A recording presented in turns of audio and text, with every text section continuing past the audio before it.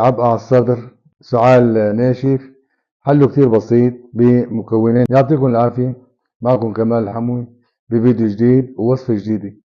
إذا كنت أول مرة بتشوفنا فما تنسى تعمل اشتراك بالقناة وشير ولايك، وخلينا نبلش. بتحس بضيق تنفس، بعبء على الصدر،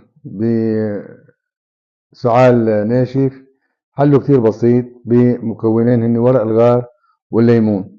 بنضيف 3 ورقات غار ونص ليمونة بقشرة طبعا، نغليهم بالماء لمدة 3 دقايق، بنصفيهم نشربهم كل يوم مرة الصبح على 7 أيام إن شاء الله. تنتهي عنا المشاكل بالجهاز التنفسي، بالرواية، ضيق النفس، الارتداد المري، كل هذا بتعالجه إن شاء الله على مدة 7 أيام إذا الله راد.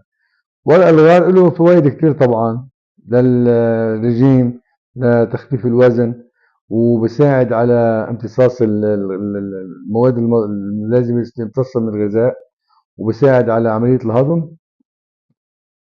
فينا نعمله منقوع. طريقة المنقوع هو بنضيف 20 ورقة غار على 4 كوبايات مي، 4 كاسات مي كبار، بنضيف عليهم 20 ورقة غار، بنضل نراقبهم لحتى تصير المي تقريبا على نصها. ورق الغار بيمتص المي، بس يصير المي لنصها تقريبا بصير منقوع جاهز للشرب.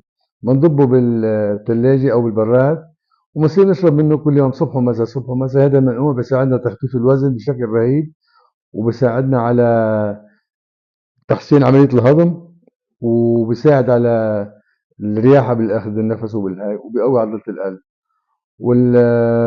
مع الليمون قلنا عنه، مع الليمون هو بفيد للرواية وللجهاز التنفسي، وبروح السعال الناشف لمدة 7 أيام.